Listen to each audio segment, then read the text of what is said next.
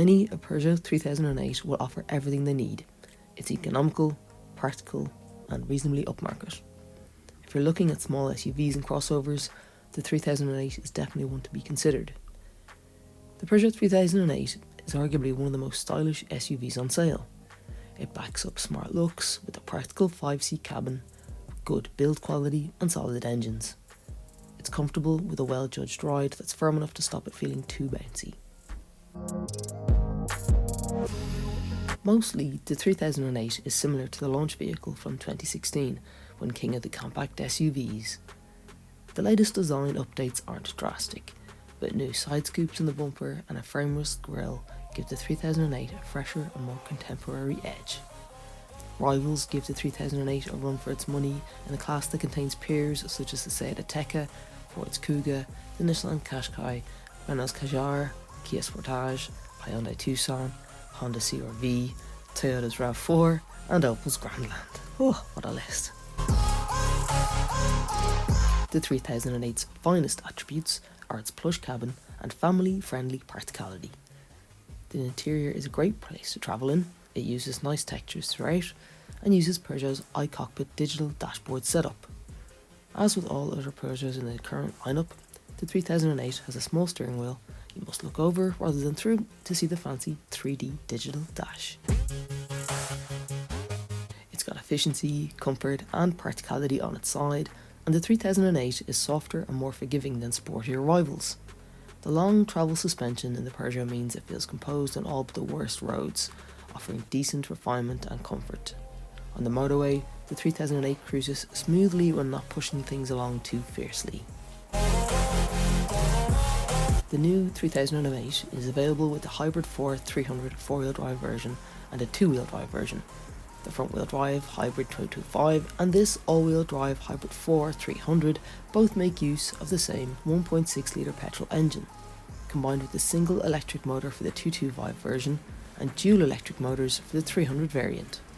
Performance is improved with the 0 to 100 km/h time in 8.9 or 6.1 seconds respectively. You can fully recharge the battery using a standard plug in 7 hours. You can also recharge more quickly on a wallbox charging point, which takes around an hour and 45 minutes on a 7.4 kilowatt wallbox. The 3008 is much more stylish than the Qashqai or Seat Ateca. The only minor setbacks being the aircon controls are still on the touchscreen display, which makes them hard to use on the move, and the materials lower down in the cabin are fairly durable. The 3008 gets a superb interior. Visibility is good as the driving position is quite high, and as most cars of this class, the rear view is quite limited. The narrow diameter steering wheel is a bit of a contentious point, but with this second iteration of the iCockpit layout, Peugeot has refined the concept, so it's more user-friendly. It's easier to see the digital dash, which comes as standard on all models, adding a high-tech feel altogether with the central screen. The interior wraps around the driver and incorporates Peugeot's latest infotainment system with an 8-inch touchscreen. The 3008 also gets Peugeot's latest iCockpit display, which incorporates a 12.3-inch screen behind the wheel. You can change the layout of the dials, decide what is displayed and how, or most usefully, show the sat-nav directions directly in front of you. The 3008 features plenty of cubbies to store phones and wallets, along with a large central cubby that doubles as an armrest. There's also space for a wireless smartphone charging point on the GT line. The hybrids are heavier than the rest of the 3008 range. The extra weight is supported by a sophisticated rear suspension setup. The grip control package includes all-weather tyres with solid, less absorbent sidewalls that make the ride a little bit stiffer. With the Hybrid 4's 300 brake horsepower and impressive traction out of tight bends, utilising its 4-wheel drive system, you're unlikely to have any more fun than you would in a standard 3008.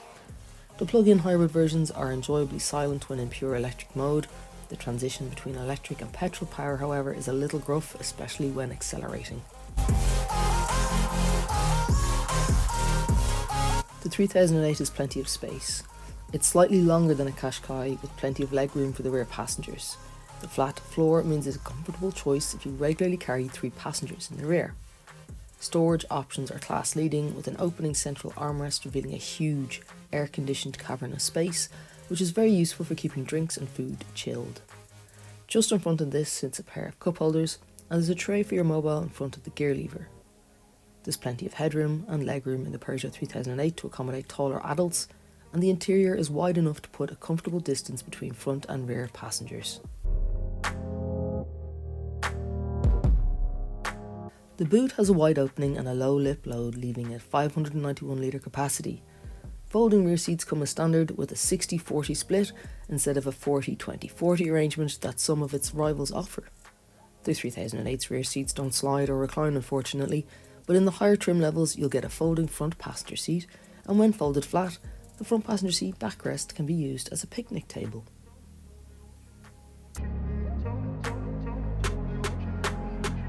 The 3008 taps into the current trend for bold styling, and beyond its striking visual looks, the Peugeot 3008 is practical, cheap to run, and equipment levels are pretty decent.